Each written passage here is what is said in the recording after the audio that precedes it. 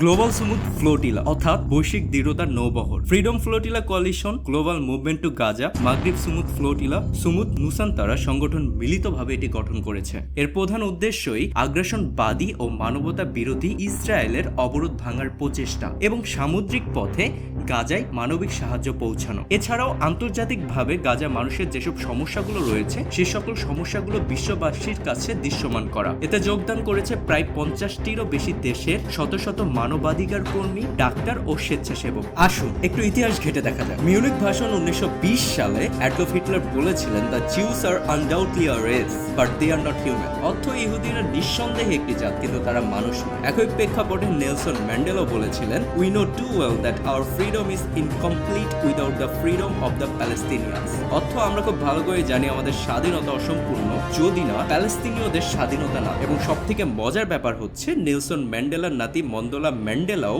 এই global Sumud ফ্লোটিলায় অংশগ্রহণ করেছেন এবং তার একটি জনপ্রিয় বক্তব্য হচ্ছে, we sail to break the blockade and in the siege of Gaza. Noam চমস্কিও একটি চমৎকার উদ্ধৃতি করেছিলেন, in the occupied territories what Israel is doing is so much worse than apartheid. The South Africa nationalists needed the black population. The Israeli relationship to the Palestinians in the occupied territories is totally different. They just don't want them. এই বক্তব্য দ্বারাই বোঝা যায় যে ইসরায়েলিরা কোনোভাবেই প্যালেস্তিনীয়দের সঙ্গে থাকতে চায় না।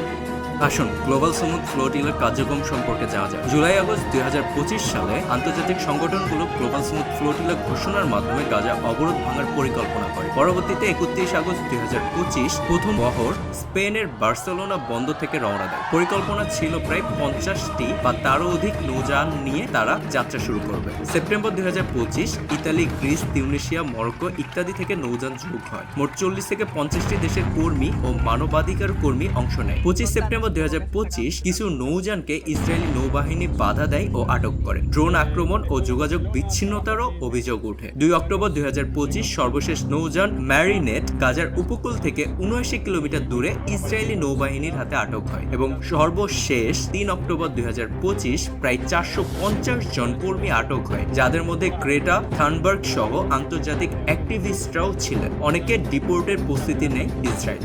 গ্রেটা থানবার্গ 3 জানুয়ারি 2003 সালে সুইডেনের স্টকহোমে জন্মগ্রহণ করেন। 2018 সালে মাত্র 15 বছর বয়সে প্রথমবার সুইডিশ পার্লামেন্টের সামনে বসে জলবায়ু পরিবর্তনের প্রতিবাদ শুরু করেন। তার হাতে লেখা ছিল একটি placard, slow stars for climate, অর্থাৎ জলবায়ুর জন্য স্কুল ধর্মঘট। 2018 সালের শেষ দিকে ফ্রাইডেজ ফর ফিউচার নামেও তিনি পরিচিত হন। 2019 সালে ডিসেম্বরে টাইম ম্যাগাজিনে পার্সন অফ দ্য ইয়ার হিসেবে নির্বাচিত হন। 2020 থেকে 2024 সালে ইউরোপ সহ সারা বিশ্বে জলবায়ুর বিক্ষোভে নেতৃত্ব দিয়ে থাকেন। গ্রেটার একটি বিখ্যাত উক্তি হচ্ছে, we can't remain silent. No one can remain silent when there is an ongoing genocide and when people are denied the most basic human needs. তিনি আরো বলেন, to stand with Palestinian is to be human.